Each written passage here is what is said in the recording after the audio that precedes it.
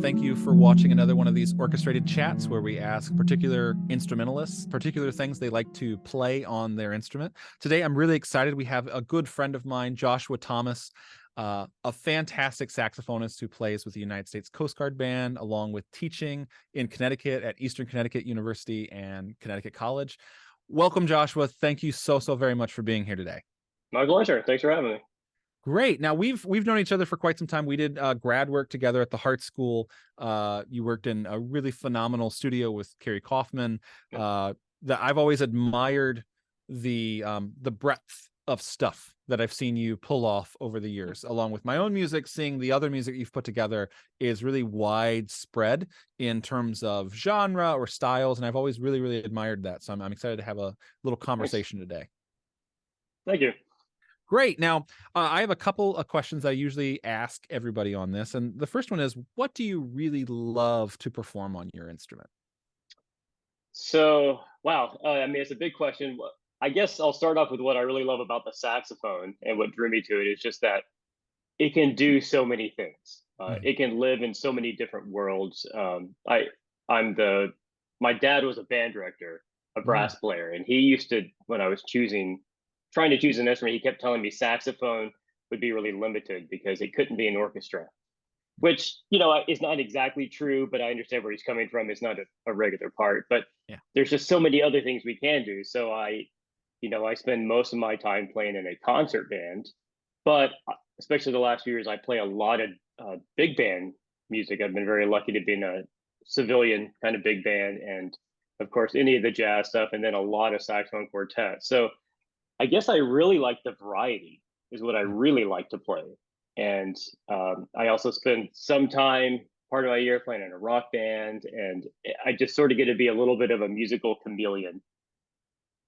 Nice. I think that's something that do you think that's something that the saxophone is inherently good at, or do you think that that's just a kind of a woodwind thing? It's just used in a lot of areas. Do you think it's inherent to the instrument itself, or just kind of how it's been used over the last 150 years or however long Yeah, we've had with it? I I mean, I definitely think it's not exactly unique just to the saxophone. I mean, you could probably put a trumpet in almost any of the same situations, or a trombone, but you're not going to find a flute, typically speaking, in that variety. So I think it has to do with how it's been used since Mhm. its inception. It intended to be a classical instrument, but then of course jazz came along, and it Sure. really morphed. And I'm of a certain age that when I was studying as a high school, middle school kid, my teachers were all mostly jazz players or woodwind doublers. And Mhm. so I sort of grew up with the expectation that I would play more commercial music at least part of the time, and that I would have to learn the other woodwinds to try to do musicals and whatnot.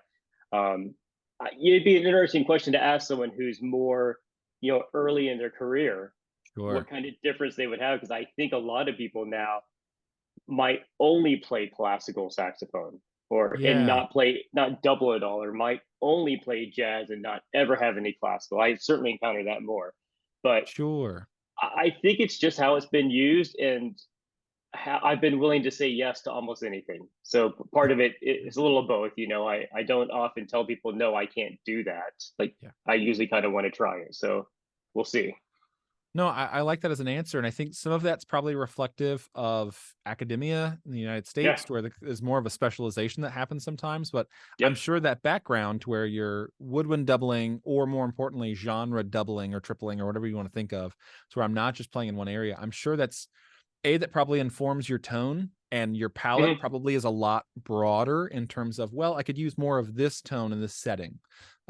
And isn't it so unique and interesting to think about the saxophone's place in the orchestra, as you kind Yeah. of had mentioned of, you know, I think of Gershwin's the first one that comes to mind. Was it American in Paris that has a Yep. quartet in it, right? And that's Yep. not exactly a new piece by any No. sort of stretch, right? But we up to this point, how many times we're starting to see more and more a saxophone concerti for orchestra, but even more just including the saxophone in orchestral parts. And I've been a big proponent of that. We had met at Hart, and my teacher there, Robert Carl, has a saxophone quartet in all of his symphonies. And Yeah. it always kind of made sense to me to use them that way, but it's intriguing to see about where that conversation might go, 50 years from now, or what might be the next um evolution of the idea? What's the next jazz for saxophone? What's going to propel it to the next Yeah, space? yeah. I mean, frankly, with the orchestra, I there's so many pieces that use saxophone, but they so rarely get programmed for any of the myriad of reasons that we could talk about orchestra. But I'm sure a lot of it just boils down to money and audience preference for things they've already heard. But Sure. so, I mean, I occasionally get to do it, but not too often. And Yeah. yeah, I think if I could look forward 50 years, the next thing really I think is chamber music, like Mhm. mixed chamber music, because it's transportable. It Mhm. can go in many different styles, many different locations, and can be a lot less. I don't want to say uptight because that's not the right word, but less formal. Let's say. Yeah, no, I think I understand that for Yeah, sure. I think location and audience have a lot to do with that, and yeah, it's also the thing that's being, for lack of a better term, propagated, right? To where yeah, there's more music that's being written, but it's also being re-performed again and again. To where if you write that big concerto for orchestra, or that to where it's sax and orchestra, it'll be a good run if you get a handful of performances, as opposed absolutely, to I write a piece for sax quartet or trio or mixed ensemble, right? That involves saxophone. That could be performed a dozen times a year and not absolutely. blink an eye, right? With that sort of idea in mind of thinking about working with composers and contemporary music, what have been some missed opportunities that you've seen from composers, or young beginning stages of composers or arrangers when writing for saxophone? So things that they've written that maybe just didn't work so well. Maybe not work so well, or not utilizing the instrument to Uh, its fullest potential, right? Either sort of path. yeah. So I mean, in my main day job of playing in a concert band, I've just played hundreds and hundreds of concert band pieces, so I've seen a variety of stuff. I think the interesting thing about saxophone is that we are a full set of voices. Mhm. If there's either three or four voices, depending on how you choose to instrument you what instruments you choose to use. But I think a lot of times people are kind of scared to write unique things for the saxophone. They tend to just parcel us out to other instruments. So, Mm. in the kind of typical, I don't say worst case scenario, but less fun to play is like just doubling the horns. I was gonna I'm say tenor and horn. Yeah. yeah, yeah. I'm basically I primarily play alto and soprano in concert band. Uh, a lot of horn parts, and like we can support that, but I've never played a line with the horns, and the conductor says I want more saxophone in that. It's always about Mhm. the horn, and we're supporting, which fine we can do. Sure. Uh, I find myself supporting, trumpet a lot, and Sure. it's you can't really sonically compete with that in Uh-huh. that situation. So again, you're just supporting, and then um, on the woodwind side, a lot of times people will write for us like a clarinet, where we end up playing a lot of like low, soft stuff that's Ooh. articulated, which is extremely difficult. It's one of the harder things to do on a saxophone, especially the bigger ones, and especially for younger players. So Yeah. I see a lot of like it feels like kind of a cut and paste transposition of other parts and not a Yeah. unique part. So Gotcha. I think there's really good opportunities to treat the saxophone on its own, like as a choir. Like Sure. there's the woodwind section, there's the brass section. At times there can be the saxophone section, but then also just like I think there's cool opportunity to combine sounds. I love when as a soprano player, I'm sort of doubled with the oboe, for instance, Sure. which can be difficult to pull off just Yeah. from a tuning point of view and all of that. But I think it's a cool sound. Or like, Yeah.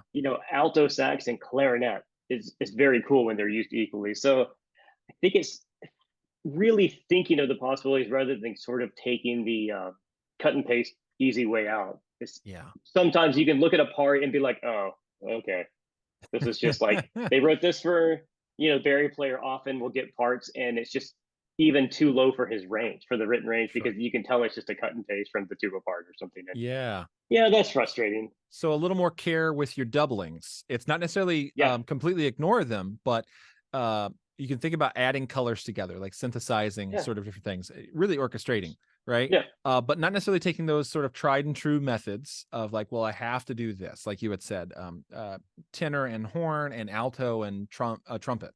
are sometimes in the books. That's one that's recommended.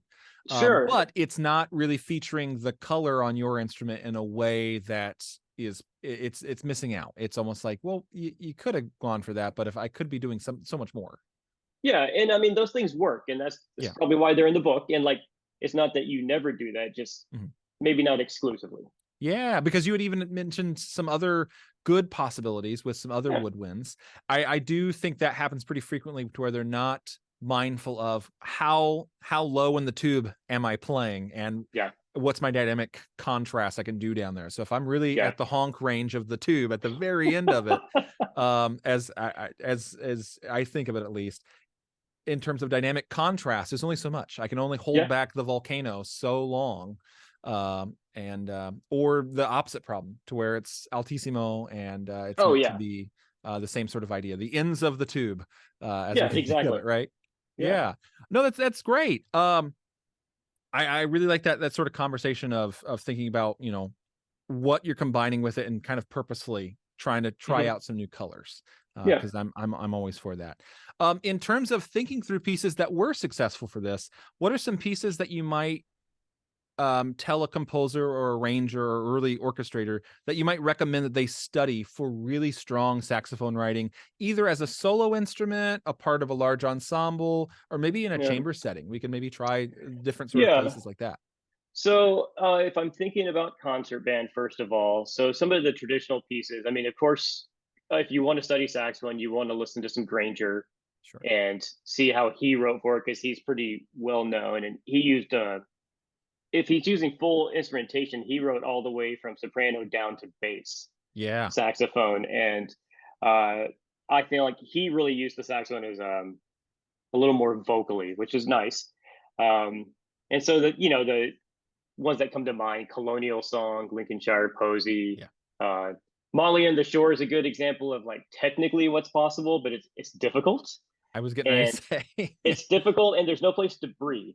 But it's Mm, the same for all of the instruments. So I think a clarinet player would say the exact same thing. yeah. Um, I've always enjoyed Paul Hindemith's Symphony for band, Sure. and it's a three movement work, and I think it has a lot of variety for the player. And what I've noticed about it is that it's not always the saxophones as a group of, well, in that case, a group of three, because there's two altos, tenor, Mhm. Barry, on or off. We have pretty independent parts. And so I think Nice. that's pretty cool, especially like I want to say it's the third movement, that's the fugue, and you can kind of see how he parcels that stuff out.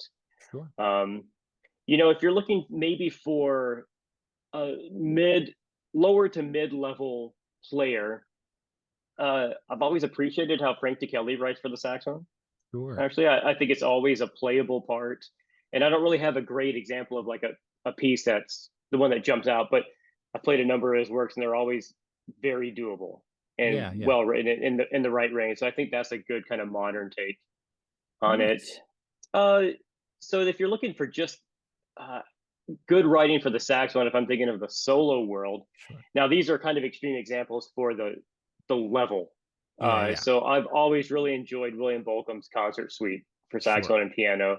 Uh, Four movements. I mean, if you take away the really extreme altissimo stuff, you can kind of see how flexible the instrument is technically. Mhm. I've always thought that piece was written more like he would write something for violin, and so Nice. I Sure. tend to think of saxophone writing as either being like a clarinet or like a violin, I guess, in a I like really kind of, those yeah. two mindsets. And as a composer and uh I appreciate that sort of idea. This past year, I went through writing a violin concerto and then writing an alto saxophone concerto, Yeah. and I found myself finding like similar licks Yeah. between the two. I was like, oh no, that makes sense. Like that could have been in either one. So Yeah. I totally appreciate that. And there's other places where it could be like, that's a clarinet line. That's Yeah. yeah. So I It, appreciate that analogy. I really do. and I think that's sort of the chameleon nature of us, but it's more people tend to write it as a clarinet. And Yeah. I like the flexibility and the high wire active kind of moving around the instrument like it can. And Sure. then the second movement of that, or third, I can't remember now, the slow movement is just a beautiful sense of melody to show what the instrument can do and where it's written. So I've enjoyed that quite a bit. And there's any of this standard repertoire that we have, I think it's pretty good. Like the Glazunov Concerto is a nicely written piece. It has just a, if you do it, a very small amount of altissimo, and so you can kind of see how written within the written range what can be done, and that's pretty Mhm. nice and quite playable. Sure. Uh, Tons of quartets. Oh my gosh, I don't even know where to begin with that. But if you're looking for, again, sort of younger, like I would say late high school, early college level, the quartets by Jean Jean, the Mhm. two brothers, Jean Yeah, Jean, and this is terrible. I can't remember the name of it right now. I'll have to sure. find it out. It's just a set of like six light, very Frenchy movements, and very good to see how the voices interact and that kind of stuff. Uh, uh, some music I don't know as well. Reed Quintet has become a much bigger thing. So it's Sure. oboe, bassoon, B flat clarinet, bass clarinet, saxophone, Yeah. and there's a whole bunch of writing. And I think that's really interesting because you can see how it interacts with other woodwinds more. Sure. Sure. But I don't have any examples because I've only read music in those groups. I've never performed those, so it's never really stuck out to me. But those are some interesting listening, I think, at the very Yeah, it's least. almost like what we were mentioning about the playability in terms of mobility and something like that. Hmm. So there's Yeah. a handful of reed quintets around the country, especially it could be around the world as well, that have started again commissioning these pieces. So there Yep. starts to be a lot more of those, even compared to 30 years ago, probably. Absolutely. Of yeah, The original Reed Quintet's named Califex, and they're yeah, out of Amsterdam. yeah, yeah. So they were the ones who, I believe, invented the Sure, genre, and were the only one for maybe 20 years, and then it started to catch sure. on. So Yeah, they're a yeah. good place No, to start. I love that, and it's so kind of interesting and strange because we take for granted certain ensembles being like, "Oh, of course, that's like a standard set ensemble," and we realize there's a timeline for all of these. We Hmm. think of string quartets for that matter. Like, there's a timeline that those didn't exist at a particular time, and even though it's a shorter timeline for now, in the future it might be quite a bit different. So it Yeah. could be any number of things that kind of become in and out of vogue, I guess, over the years. So I think we're thankful to have some new rep though for those instruments Yeah. in that setting. Yeah, awesome. Thank you so very much for your time today, Josh. I really appreciate it. I appreciate all the examples you were able to share with us and sharing a bit of your experience. Absolutely. My pleasure. All right, take care.